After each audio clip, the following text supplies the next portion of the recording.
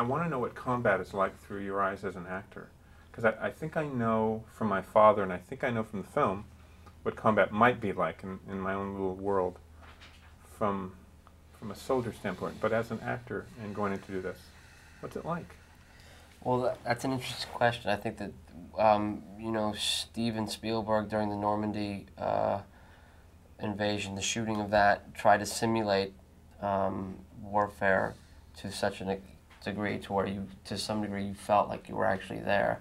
I don't want to disrespect any soldiers that had actually gone through that experience by saying that I've gone through that. But it's just, I think, it's just going through boot camp and making that, being that, hopefully to some degree, second nature to yourself, and then going into battle. It was just kind of like numbing yourself and just doing the job and getting it done. And yeah, I mean, I think our film, you know, has to portray a certain amount of high intensity to get its message across. A lot of battle, I'm sure, that we've been educated towards is Giovanni was saying, I think 60% sitting around, not too dissimilar to the film process. Or 90% of just complete being just so bored, and 10% of the most so it really extreme, chaotic. So it really isn't an endurance test. I mean, you go beyond your physical endurance and then some. And mental endurance. Physical and mental, exactly.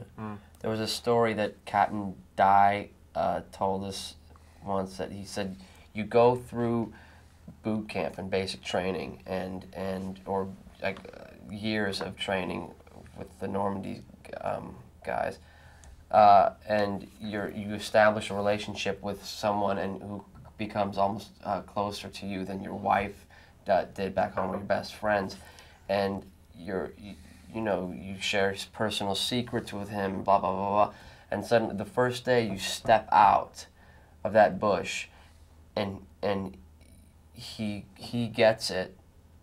He said, what you experience is not, you know, he had us all guessing, like sadness, apathy. We were all going, you know, anger, blah blah. And he said, you feel joy. The very first emotion is joy. That he got it and you didn't. I don't think it's joy that he got it. It's joy that you didn't get it. That you didn't. I'm alive. Not that he got it, but and then the guilt sets in after that. How could I think that? Of how could you feel those feelings for this person and be so selfish, and then you start to have this front. And he was very. I mean, he was the core.